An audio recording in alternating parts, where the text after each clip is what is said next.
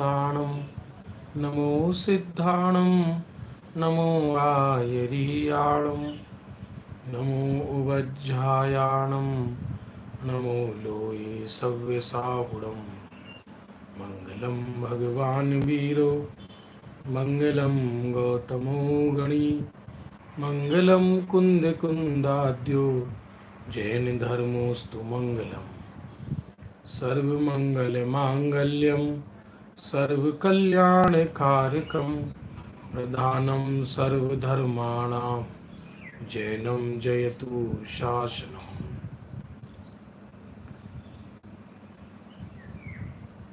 अज्ञानतिमिरान्धानां ज्ञानाञ्जनशलाकया चक्षुरुन्मीलितं येन तस्मै श्रीगुरवे नमः। धर्मधुरंधर आदिजिन आदि धर्म करतार नमो देव अगहरण थे सब विधि मंगल सार अजित आदि पारस प्रभु जयवंती जिन राय घाति चतुष्क कर्म मल भय शुद्ध शिवराय मंगल कर जे अगहरण हैं जिनके सब नाम निस्वासर सुमरु सदा सरे सवे निज काम।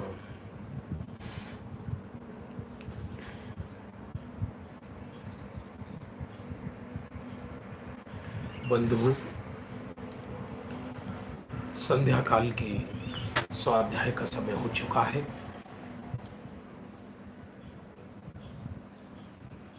और इसमें ज्ञान वैराग्य वर्धक चारों अनुयोगों की चर्चाएं चल रही हैं। कल 241 नंबर की चर्चा अपूर्ण रह गई थी, जिसमें शिष्य का प्रश्न था कि आत्म ध्यान से मोक्ष होता है या बीतराग भाव से मोक्ष होता है। ये प्रश्न था। आत्म ध्यान से मोक्ष होता है या बीतराग भाव से मोक्ष होता है।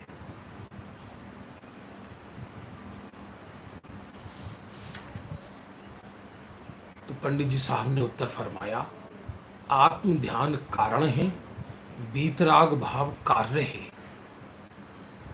मोक्ष तो बीतराग भाव से ही होता है, लेकिन बीतराग भाव का कारण आत्म ध्यान है। अर्थात उपयोग स्वरूप को विषय बनाता है। श्रद्धा गुण, श्रद्धा ज्ञान चारित्र तीनों आत्मा को विषय बनाते हैं और अंतर मुहूर्त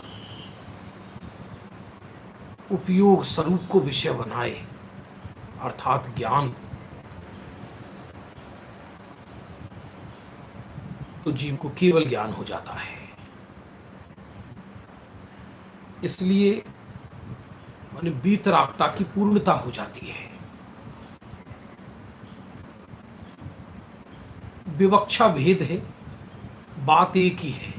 आत्म ध्यान से मोक्ष कहो या बीतराग भाव से मोक्ष कहो, एक ही बात है। या ऐसा भी कह सकते हैं कि बीतराग भाव तो फल है, आत्म ध्यान से मोक्ष होता है। और कहीं ये भी मिलेगा कि बीतरागता से जीव निर्वाण जाता है। अलग अलग कथन मिलेंगे, उसका अभिप्राय समझना चाहिए। यहां पुनः प्रश्न है, 95 पेज पर था चर्चा। इसलिए आत्मा के लाभार्थियों को चाहिए कि वे आत्मा का ही स्मरण, आत्मा का ही अवलोकन श्रद्धा पूर्वक करें, उसी से आत्मा का लाभ माने। मेरा लाभ मेरे से ही तो होगा, बाहर से कहां से होगा, कैसे संभव है। यहां पुनः प्रश्न है कि आत्मा का ही ध्यान करना था तो केवली भगवान का किया होता। अब प्रश्न है आगे इसमें बहुत सुंदर। वे तो सर्वज्ञ हैं और स्वयं तो छद्मस्त है, और किंचित ज्ञानी है, अतः उन सर्वज्ञ जैसा अतिशय अपना कैसे होगा। प्रश्न समझ में आया नहीं आया। प्रश्नकार का प्रश्न है, आत्मा का ही ध्यान करना है तो किसी महान आत्मा का ध्यान करो ना। अपन तो छद्मस्त हैं, विभाव परिणाम वाले हैं, तो आत्मा का ही ध्यान करना है तो किसी अच्छी आत्मा का ध्यान करो ना।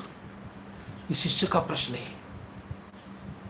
उसे फिर समझाते हैं, भाई वे सर्वज्ञ पर द्रव्य हैं और परोक्ष हैं। वाह, गजब हो गया। सर्वज्ञ परोक्ष हैं कि हाँ, जो परोक्ष हो उसका ध्यान कैसे किया जा सकता है। आत्मा के लिए, ज्ञानी जीव के लिए या आत्मा का ध्यान करने वाले के लिए उसकी आत्मा तो स्वसंवेदन प्रत्यक्ष है, लेकिन सर्वज्ञ भगवान स्वसंवेदन प्रत्यक्ष नहीं हो सकते। परमात्मा प्रत्यक्ष नहीं हो सकते मेरे लिए कभी भी।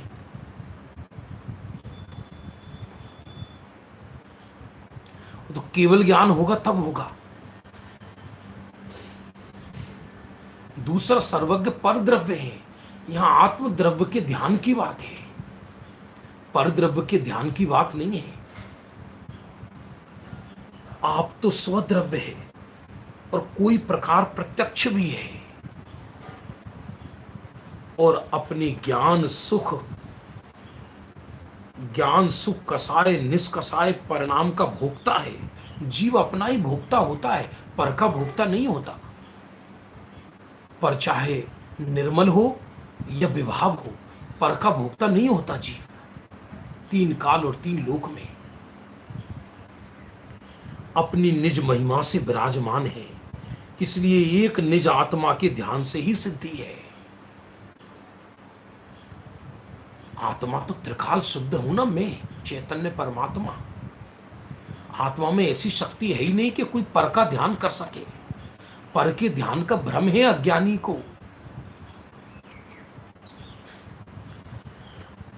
जैसे लोक में भी यह देखा जाता है कि अपनी थोड़ी सी विभूति हो तो उसको तो विशेष अनुराग होता है, और पराये घर देव समान विभूति हो तो उससे प्रीति नहीं होती। इसी प्रकार स्व अथवा पर वस्तु में अनुराग को अधिक अथवा हीन भाव क्रमशः होते हैं। पर वस्तु कितनी भी महान सही, उसमें अति अनुराग नहीं हो सकता। अति अनुराग स्व वस्तु में ही हो सकता है। इसलिए अरहंत के ध्यान से केवल ज्ञान हो नहीं सकता, क्योंकि पर्याय जब अति अनुराग करके स्वरूप में बैठ जाती है अंतर मुहूर्त के लिए ज्ञान, तब केवल ज्ञान होता है। तो कोई कहे कि अंतर मुहूर्त के लिए अरहंत का ध्यान कर लो ना, क्या दिक्कत है? कि अरहंत में अति अनुराग हो ही नहीं सकता। अति अनुराग श्रद्धा पूर्वक होता है, तो श्रद्धा तो स्वरूप का वर्ण करती है।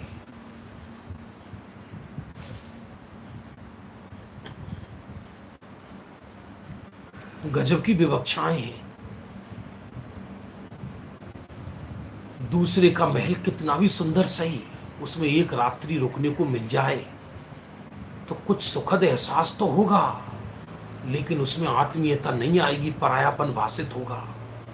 उसी प्रकार यदि ज्ञानी स्वभाव स्वरूप में नहीं है तो शुभोपयोग में अरहंत का गुणगान करता है, उससे किंचित किंचित शांति का वेदन भी होता है, लेकिन उसमें अपने घर जैसा सुख नहीं आ सकता। अन्य मत की भक्ति और जिनेंद्र मत की भक्ति में अंतर है।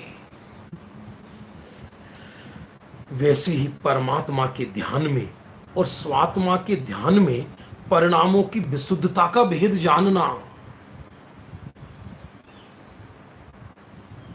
विशुद्धता के दोनों अर्थ होते हैं। विशुद्धता का अर्थ शुद्ध भाव भी होता है और विशुद्धता का अर्थ शुभ भाव भी होता है।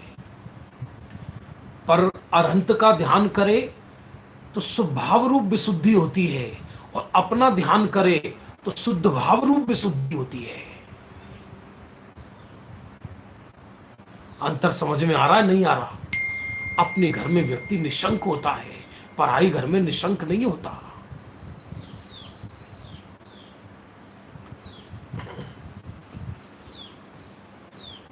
इसलिए आचार्य देव कहते हैं, हे तार्किक, तू सर्व प्रकार निज आत्मा के ध्यान में ही बुद्धि को लगा, पर का ध्यान छोड़। ध्यान किसका होता है? जिसकी महिमा हो। महिमा किसकी होती है? जिसमें सुख बुद्धि हो, जिसमें सर्वस्व हो। तो ज्ञानियों ने जान लिया श्रुत ज्ञान के बल से कि मैं एक शुद्धात्म तत्व हूं और मेरा सर्वस्व मेरे ही अंदर है। इसलिए निरंतर उसका ध्यान चलता है। एक प्रतीति रूप ध्यान चलता है, और जब निर्विकल्प होते हैं तब परिणमन रूप ध्यान चलता है, रमण रूप ध्यान चलता है। होता है ना, मां चूल्हे पर रोटी बना रही हो तो भी बच्चे का ध्यान है, कहीं गिर तो नहीं रहा। उसी तरह ज्ञानी ध्यान अवस्था में नहीं है तो भी उन्हें आत्मा का ध्यान है, और अज्ञानी रीढ़ की हड्डी ताने बैठा है तो भी उसे आत्मा का ध्यान नहीं है।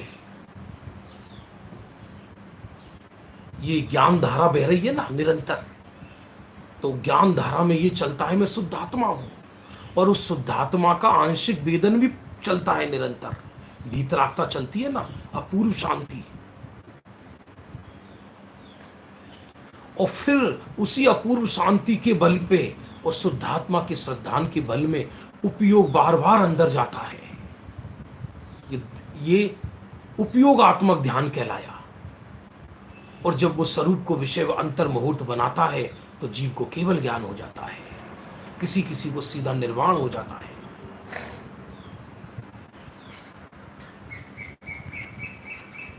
तू सर्व प्रकार निज आत्मा के ध्यान में ही बुद्धि लगा, पर का ध्यान छोड़।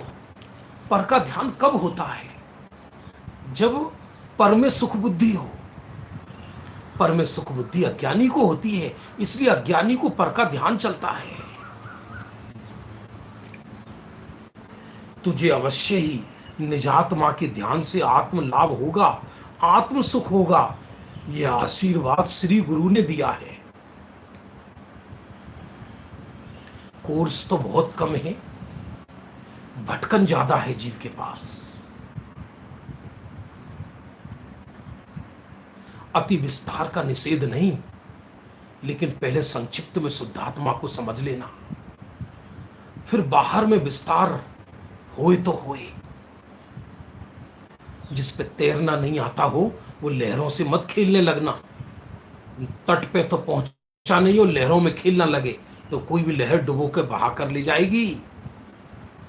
उसी तरह शुद्धात्मा तो मिली नहीं, और अप्रयोजन भूत विषयों में जीव डुबकी लगाता रहे, इधर उधर मनोरंजन करता रहे, तो काल तो निकल जाएगा, काल बहा कर ले जाएगा, और कुछ कल्याण तो नहीं हो पाएगा। यह आशीर्वाद श्री गुरु ने दिया है।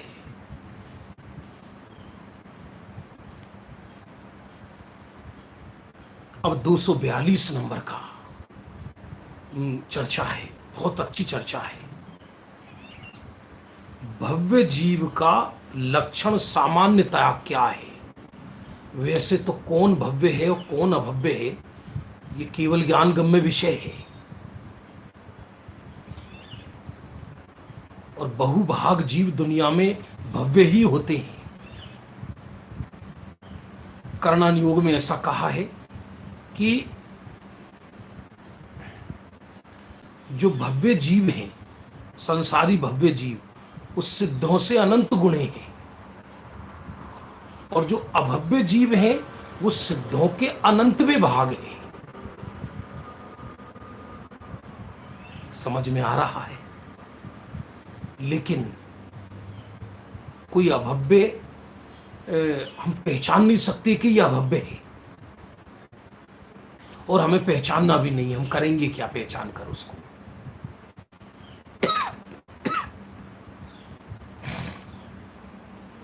लेकिन क्योंकि सभी भव्यों को भी मोक्ष जाने की गारंटी नहीं होती। दूरान दूर भव्य भी अभव्य के समान है।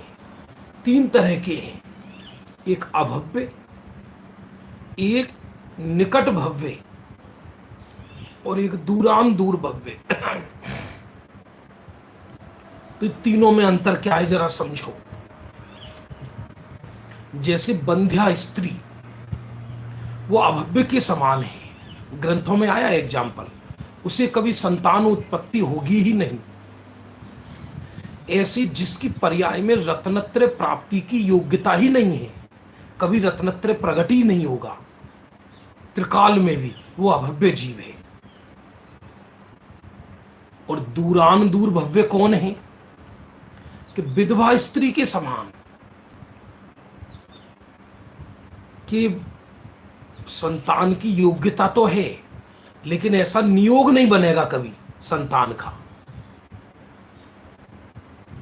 तो दूरान दूर भव्य और अभव्य फल के हिसाब से तो दोनों एक जैसे ही हो गए, दोनों संसार में ही रहेंगे। लेकिन भव्य जीव जो होते हैं, और भव्य में भी निकट भव्य और अति निकट भव्य, तो अर्ध पुद्गल परावर्तन काल जिनका संसार शेष रह गया है उनको भी निकट भव्य ही कहा, अति निकट भव्य।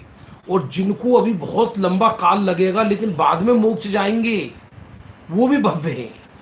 तो यहां प्रश्न ये है शिष्य का कि हम कैसे पहचाने कि अति सन्निकट भव्य कौन है जी, जिसके 2, 4, 25, 50 भव में ही कल्याण हो जाए।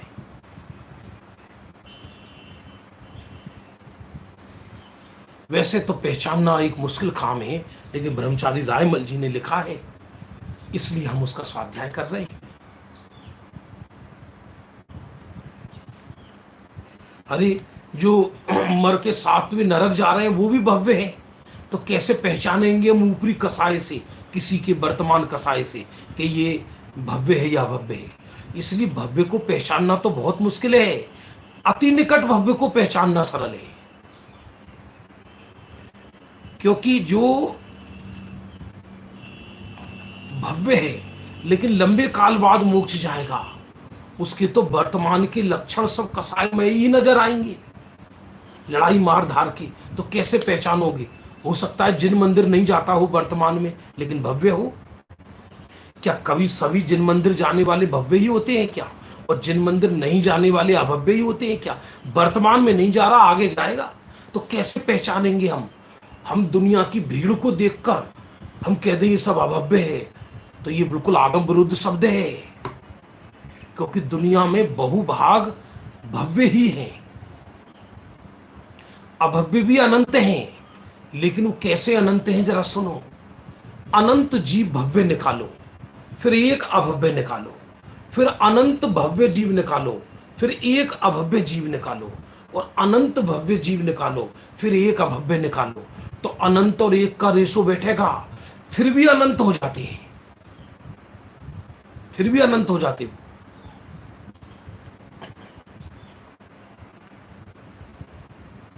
इसलिए ये तो जवान किसी के लिए कभी जीवन में 3 काल में भी तीव्र कसाई से तीव्र कसाई व्यक्ति हो, उसको देखकर भी कभी किसी को अभव्य शब्द नहीं बोलना चाहिए। प्रथमान युग में कहीं मुनि भगवंतों ने किसी को ये नहीं कहा कि तू अभव्य है, ये जरूर कहा होगा कि तेरा अभी लंबा काल संसार में है, तू नरक जाएगा। अभव्य जैसी गाली नहीं वर्ल्ड के अंदर, अभव्य जैसा बुरा शब्द नहीं दुनिया के अंदर।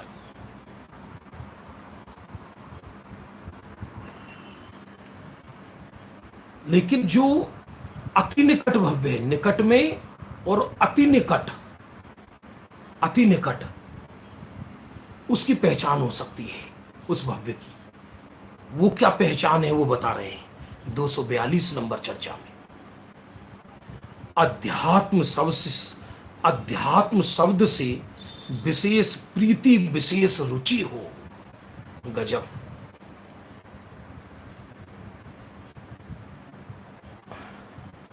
यो तो आगम का आलोड़न तो सब करते हैं। यहां बात चल रही है दो चार भव में मोक्ष जाने वाला, निकट और उसमें भी अति सन्निकट, जिसे एकदम अध्यात्म। वैसे प्रश्न जीव को बहुत उत्पन्न होते हैं अप्रयोजन भूत, वो भी भगवान की वाणी में आए हैं, उनको भी गलत नहीं कहना, लेकिन बात रुचि की चल रही है। जिसे अध्याय से टोडरमल जी रहस्यपूर्ण चिट्ठी में लिखते हैं, इस काल में अध्यात्म रस के रसिया जीव बहुत थोड़े हैं। भले ही टोडरमल जी ने गोमट सार लिखा, लेकिन रुचिवंत थे वो अध्यात्म के, उनके मोक्ष मार्ग प्रकाशक से स्पष्ट भाषित होता है।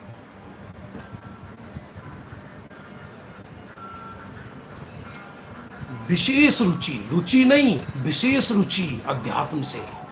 अपने गुरुदेव को देखो, गुरुदेव ने का 45 वर्ष का जो अनुपम काल गया, उसमें मुख्यतया क्या पूरा 100% प्रथमा नियोग को भी अध्यात्म की शैली में प्रस्तुत करते थे,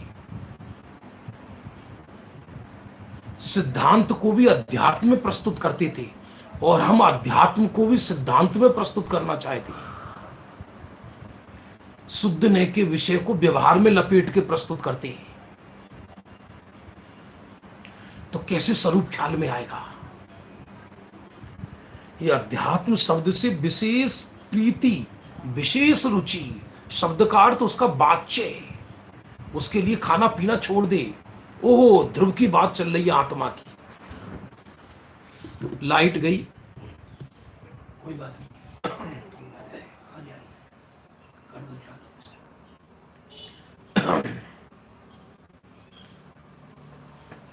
हमारे यहाँ लाइट गई है अभी, तो हमने टेबल लैंप जलाई है, अभी 2 मिनट में आएगी, आ गई। तो बात चल रही है विशेष प्रीति, विशेष रुचि की। अध्यात्म आत्मा के अत्यंत नजदीक है। देखो, भव्य जीव का लक्षण चल रहा है। अध्यात्म शब्द से विशेष प्रीति, विशेष रुचि, संसार के दुखों से भयभीत, कसाय प्रसंग में जिसको मौत भाषित होती हो, कसाय तो जाएगी गुणस्थान प्रमाण, संसार से भयभीत हो जो। आप कहोगे हमने तो ये सुना है ज्ञानियों को भय नहीं होता, सप्त भय नहीं होते। नहीं, ज्ञानी को भय होता है। सप्त भय अलग टाइप के नहीं होते। मरने का भय नहीं होता, रोगों का भय नहीं होता, लुट जाने का भय नहीं होता, लेकिन 2 भय होते हैं, एक परिणाम बिगड़ने का और एक जिन आज्ञा उल्लंघन का। परिणाम बिगड़ने का और जिन आज्ञा उल्लंघन का भय ज्ञानियों को होता है। अहो, बड़ी मुश्किल से जैन कुल में जन्म ले लेना, अर्थात किसी टापू में जन्म ले लिया, 20 सागर में लहरों की थपेड़े खाते खाते भाग्य से टापू मिल गया, और वो टापू जो जहां से सीधा मोक्ष को रास्ता जाता है। तो संसार से प्रथम विशुद्धि के यही लक्षण बताएं, विशुद्धि लब्धि के।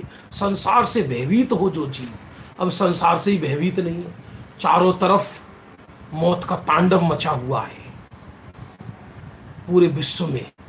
और ये क्या कह रहा है, अब देखो जी, भी तो सब दुनिया मरने के लिए ही है, साहब मरेगी। बात तो सच्ची है, बात तो सच्ची है, लेकिन संसार से घबरा नहीं रहा। घबराए तो इधर आए ना, इधर का उल्लास जागे। संसार के दुखों से भयभीत और संसार से विरक्त है।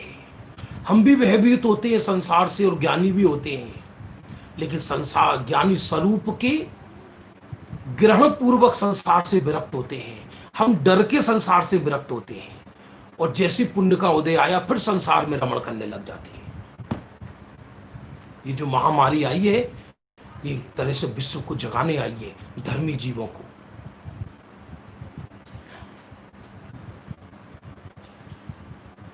और तीसरा क्या लक्षण दिया? कर्म के जीतने का उत्साह है, अत्यंत बढ़ते। कर्म को जीतने का उत्साह है। आप भेद देह में रोग हो जाए, उसको उसका लक्षण आ जाए, स्वरूप में आने का, पुरुषार्थ करने का उत्साह है। ऐसे 3 गुणों का धारक जीव निश्चय से भव्य जानना। अति निकट भव्य। फिर से पढ़ देता हूं। अध्यात्म शब्द से विशेष प्रीति, विशेष रुचि। नंबर 1, संसार के दुखों से भयभीत अथवा संसार से विरक्त। 2, और तीसरा, कर्म जीतने का उत्साह है, अर्थात मोह को मिटाने के लिए जिसने कमर कसी है, स्वरूप के अनुभव करने के लिए जो तैयार है, वह जीव अति निकट भव्य है। वैसे तो इसमें भव्य ही लिखा, लेकिन भव्य तो अनंत जीव भव्य है। इसलिए बात चल रही है जो बहुत जल्दी मोक्ष जाएगा, उसके लक्षण लिखे प्रकट वर्तमान में। अब अपने अपना अंदर टटोल कर देख लेना। अब आगे आइए 243 नंबर की चर्चा, भी बहुत अद्भुत है। सारी चर्चाएं अद्भुत हैं, लेकिन थोड़ी अलग विवक्षा है इसकी। अर्थ और व्यंजन पर्यायों का वर्णन है, लेकिन जो हम सामान्यतया पढ़ते हैं उससे थोड़ा हटकर है। सिद्धांत प्रवेशिका की विवक्षा से थोड़ी हटकर है यहां पर विवक्षा, क्योंकि तो आगम महासागर है। प्रश्न कर रहे हैं कि कर्म को कैसे जीता जाए। बस उत्तर अपने आप से लेना सीखो। जिस दिन समाधान अंदर से होने लगेगा, उस दिन समझ लेना कि अब निकट आ गया। प्रश्न हम बोल देते हैं, उत्तर दे दोगे। बताओ अंधकार को कैसे जीते? सीधा उत्तर दोगे आप कि प्रकाश की एक लौ जलाओ। इसलिए कर्मों को जीते कि स्वरूप का ग्रहण करो। बात खत्म। अपना ग्रहण करो। भाषा कर्म को जीतना, कर्म को कुछ नहीं जीतना। सिद्धि जी प्रश्न पूछ रही हैं, ग्वालियर से हैं क्या?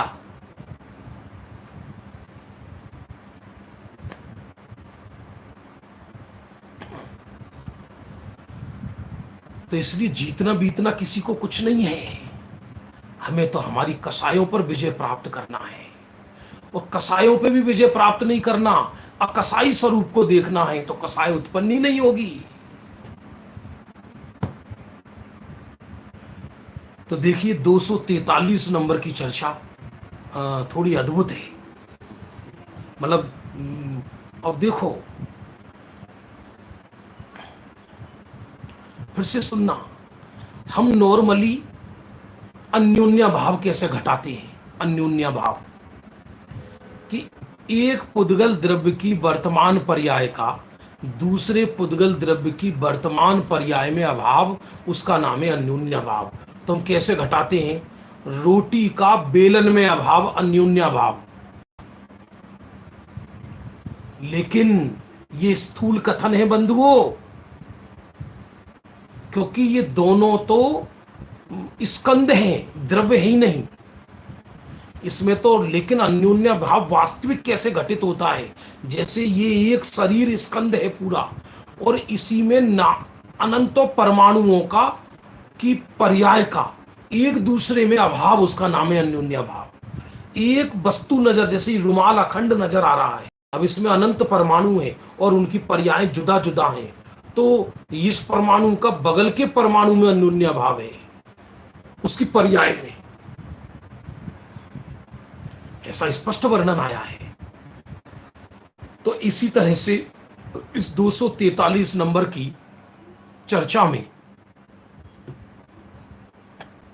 243 नंबर की चर्चा में अर्थ पर्याय और व्यंजन पर्यायों का वर्णन कुछ अलग विवक्षा से आया है। पर्याय दो प्रकार की है, द्रव्य पर्याय और गुण पर्याय।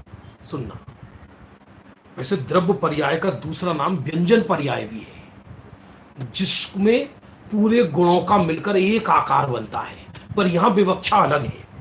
अनेक द्रव्य मिलकर जो पर्याय उपजे वे द्रव्य पर्याय है।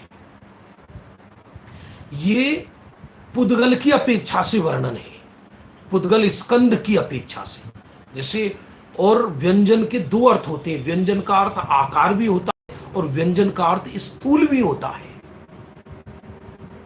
तो यहां स्थूल जो बहुत सारे परमाणु मिल गए और मिलकर आकार बन गया तो व्यंजन पर्याय है। वैसे व्यंजन पर्याय 6 द्रव्य में होती है, स्वभाव विभाव दोनों। विषय थोड़ा तात्विक है, समझने जैसा। द्रव्य पर्याय दो प्रकार की है, समान जातीय असमान जातीय। समझना, जैसे इस देह का आकार नजर आ रहा है, ये व्यंजन पर्याय। व्यंजन माने आकार, व्यंजन माने स्थूल, और अंदर जो ज्ञान, श्रद्धा, वीर्य, चारित्र, इसकी जो पर्याय हैं, गुण पर्याय, वो अर्थ पर्याय कहलाती है।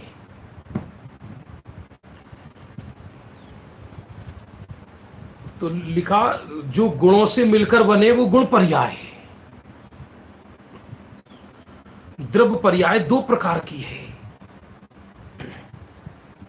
सारे गुणों की मिलकर भी गुण पर्याय कहलाती है और एक एक गुण की भी पृथक पृथक गुण पर्याय होती है।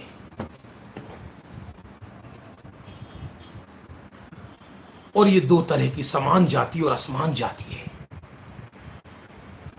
अब उसका अर्थ बता रहे हैं। बोले एम इस तरह ही है ये जो बीच बीच में कुछ चर्चाएं आती हैं इसमें। और आज थोड़ा प्रकाश, लाइट डिस्टर्ब कर रही है।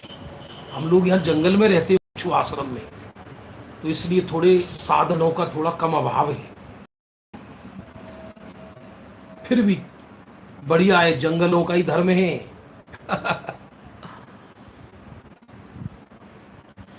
पुद्गल रूक्ष सचिक्कण अंशों में मिल जाए उसे समान जातीय द्रव्य पर्याय कहते हैं। माने जब दो परमाणु, 4 परमाणु, एक से लेकर अनंत परमाणु तक का जो पिंड बन जाए एक साथ, वो समान जाति पर्याय कहलाती है।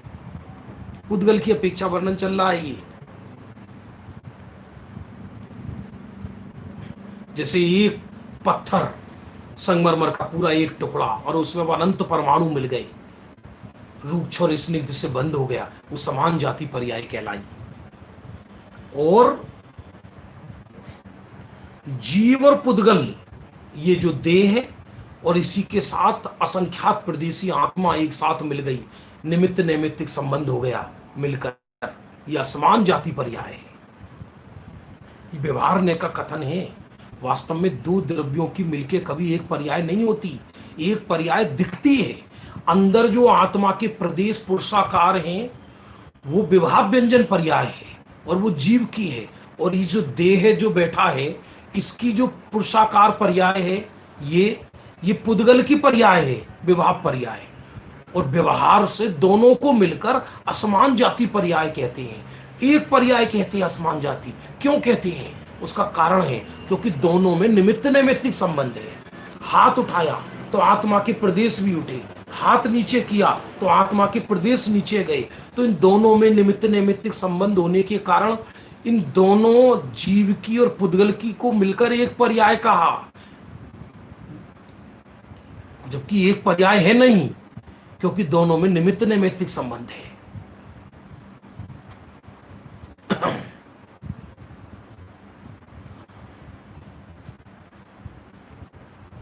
कुछ समझ में आ रहा है, नहीं आ रहा? कठिन तो नहीं लग रहा विषय? ये सब इस प्राण पखेरु उड़ते ही असमान जाति पर्याय सब बिखर जाती है एक सेकंड में। वो हंस निकल जाता है, ये मांस का लोथड़ा ले जाता है, अनंत अनंत परमाणुओं का पिंड, ये भी कुछ ही क्षणों में बिखर जाता है, एक सेकंड में। एक बहुत पुराना भजन याद आ रहा है आज। उड़ चला हंस से लानी, अरे उड़ चला हंस से लानी, उड़ चला हंस से लानी, अरे उड़ चला हंस से लानी। जिसने बोया उसने काटा, जिसने बोया उसने काटा, जग की रीत पुरानी, अरे उड़ चला हंस से लानी। बहुत सुंदर भजन है बैराग का। एक अंतरा याद आ रहा था, इसलिए बाद में आता है, न राजा रहे न रानी, ये तो असमान जाति पर्याय है, ये सब यहीं पड़ा रह जाएगी। अब आगे क्या कहते हैं, धर्म आदि चार द्रव्यों में धर्म अधर्म आकाश काल में व्यंजन पर्याय नहीं है। लो, अब इसलिए किसी चीज को पढ़कर एकदम सिद्धांत मत बना लिया करो। हमने तो ये सुना है कि धर्म अधर्म आकाश काल की व्यंजन पर्याय होती है और वो शुद्ध ही होती है। और यह ब्रह्मचारी रायमल जी ये कह रहे हैं कि धर्म अधर्म आकाश काल में व्यंजन पर्याय नहीं है। यहां व्यंजन का अर्थ है स्थूल, वो नजर नहीं आती, लेकिन एक दृष्टि से व्यंजन पर्याय है धर्म अधर्म आकाश काल की, लेकिन यहां कहा नहीं है उनकी। इसका अर्थ स्थूलता की दृष्टि से कहा, हमको नजर नहीं आती इसलिए कहा।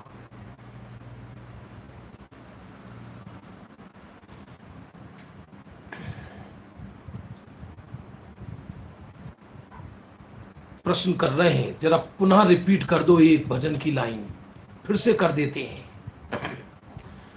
उड़ चला हंस से लानी, अरे उड़ चला हंस से लानी। जिसने बोया उसने काटा, जग की रीत पुरानी, अरे उड़ चला हंस से लानी। कुछ ना ले गया राजा जग से, कुछ ना ले गई रानी, अरे उड़ चला हंस से लानी। उड़ चला हंस से लानी, अरे उड़ चला हंस से लानी। मैं हंस हूं, ये बाहर जितना स्वांग दे रहा है इसी के आगे धू धू करके खत्म होगा। पहले खत्म होगा, कुछ बाद में खत्म होगा। जिस असमान जाति पर्याय पे जीव मरा जा रहा है, ये जो मनुष्य पर्याय है ये असमान जाति पर्याय है, ये विभाव व्यंजन पर्याय कहलाती है। ये खील खील बिखर जाएगी परमाणु परमाणु इसका, और हंस उड़कर चला जाएगा। अन्य अपेक्षा से देखो, धर्म अधर्म आकाश काल, अर्थ प्रश्न अर्थ पर्याय चारों द्रव्य में, अर्थ नहीं छयों द्रव्य में अर्थ पर्याय भी है और व्यंजन पर्याय भी है।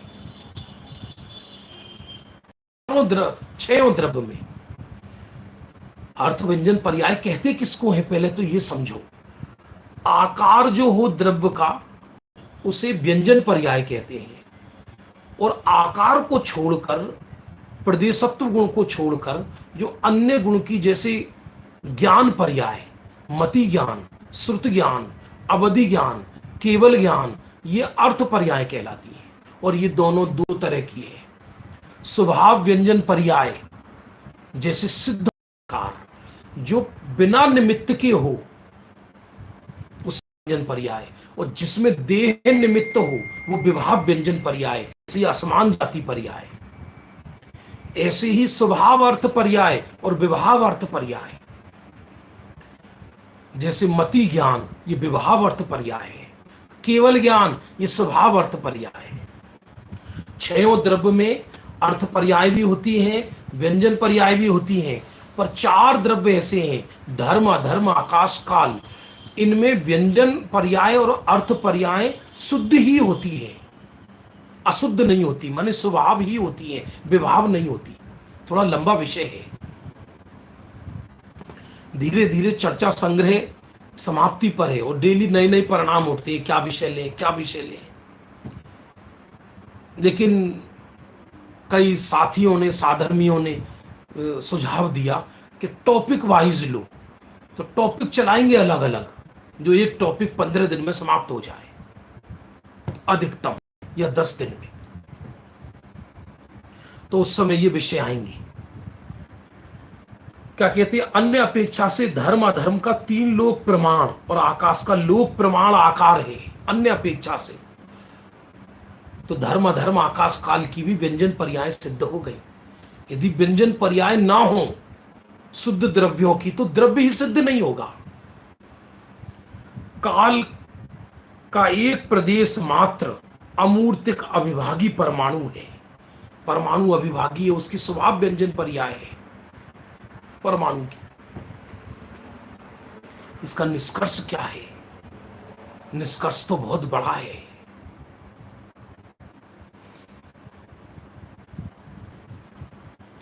निष्कर्ष ये है, ये सब पर्यायों का स्वांग है। अपूर्ण को भी विभाव पर्याय कहते हैं और विरुद्ध को भी विभाव पर्याय कहते हैं। जैसे कुमति ज्ञान ये भी विभाव अर्थ पर्याय है और मति ज्ञान ये भी विभाव अर्थ पर्याय है। अपूर्ण है वो भी विभाव है और पूर्ण नहीं विरुद्ध है वो भी विभाव है। केवल ज्ञान ये स्वभाव अर्थ पर्याय कहलाएगी। कुछ समझ में आ रहा नहीं आ रहा? और इसमें एक नया सार और है जो सुबह चल रहा है, द्रव्य दृष्टि प्रकाश में अमृत है। मैं तो पर्याय मात्र ही नहीं हूं, तो अनादि निधन चैतन्य परमात्मा हूं। मुझ में पर्यायों का प्रवेश ही नहीं है। ये बाहर में दिखाई देने वाली पर्याय स्वांग हैं, कुछ अर्थ पर्याय हैं, कुछ व्यंजन पर्याय हैं, कुछ स्वभाव हैं, कुछ विभाव हैं, लेकिन है क्षणिक। जैसे समुद्र में लहरें उठती है ना, कुछ कचरे को लिए आ गई, कुछ अच्छी आ गई, कुछ मोटी आ गई, कुछ बड़ी आ गई, कुछ छोटी आ गई, लेकिन है तो लहर ना। मैं लहर नहीं, समुद्र हूं।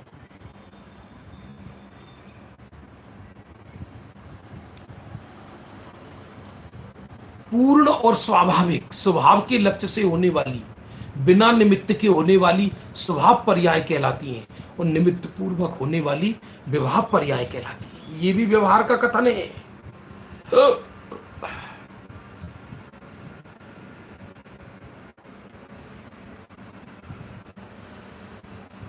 एक चर्चा और लेते हैं।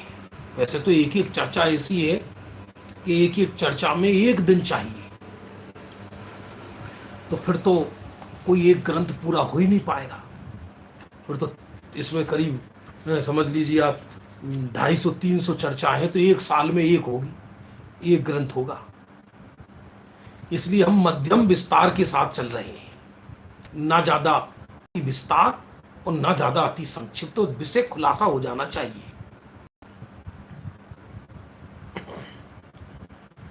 केवल ज्ञान के अनंत वे भाग प्रमाण तो तत्वोपदेश का अर्थ दिव्य ध्वनि में खिलता है। ये वीर शासन जयंती पर सभी विद्वानों ने स्पष्ट किया था वैसे ये विषय, लेकिन यहां प्रमाण मिल गया। केवल ज्ञान के अनंतवे भाग प्रमाण तो तत्वोपदेश का अर्थ दिव्य ध्वनि में आता है।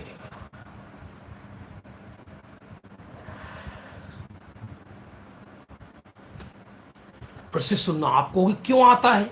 दिव्य ध्वनि तो भगवान की है, पूर्ण क्यों नहीं बोल देते? ध्वनि तो ध्वनि है ना, आखिर वो भले निरक्षरी है, वाणी की तो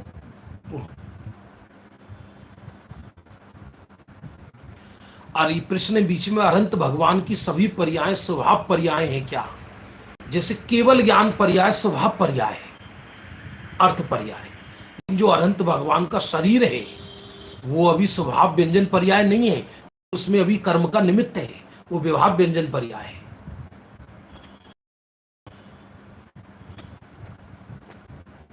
शुद्ध भगवान की सभी पर्याय, चाहे व्यंजन पर्याय चाहे गुरु पर्याय, वो स्वाभाविक रूप से ही है।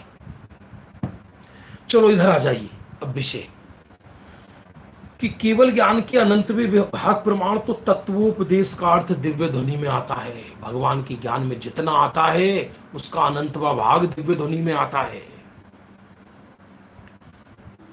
तो ध्वनि ना, वाणी तो एक पर्याय के आनंद के अनंत में भाग का वर्णन नहीं कर सकती।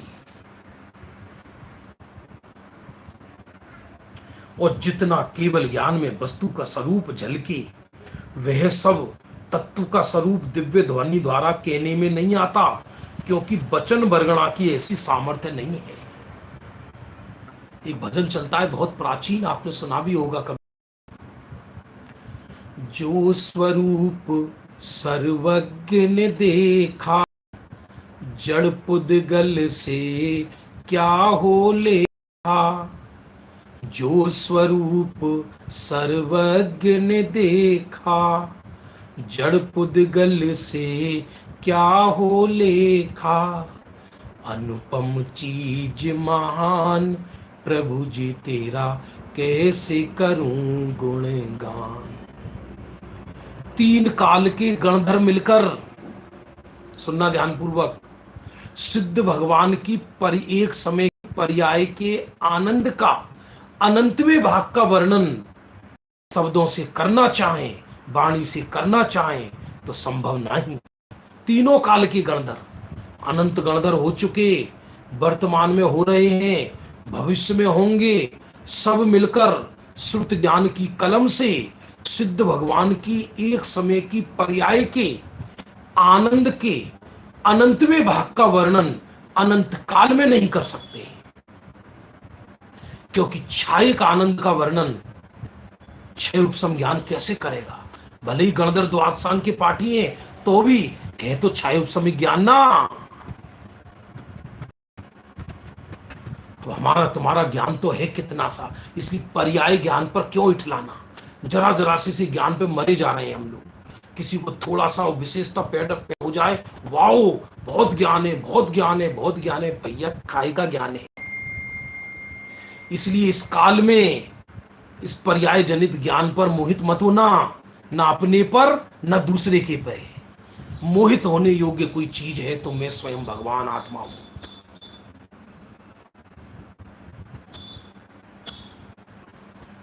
जितना केवल ज्ञान में वस्तु का स्वरूप झलके वह सब तत्व का स्वरूप दिव्य ध्वनि द्वारा कहने में नहीं आता, क्योंकि वचन वर्णना की ऐसी सामर्थ्य नहीं है।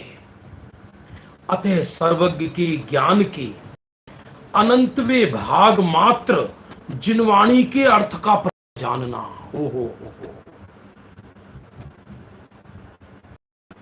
सर्वज्ञ के ज्ञान के अनंतवें भाग मात्र जिनवाणी के अर्थ का प्रमाण जानना।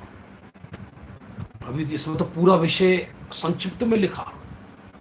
उतना अनंतवें भाग दिव्य ध्वनि में आता है और उसके अनंतवें भाग गणधर गूंथते, आगे आ रहा है, अनंतवें भाग गणधर देव झेलते हैं और उसके भी संख्यातवें भाग परंपरागत आचार्य रचना करते हैं।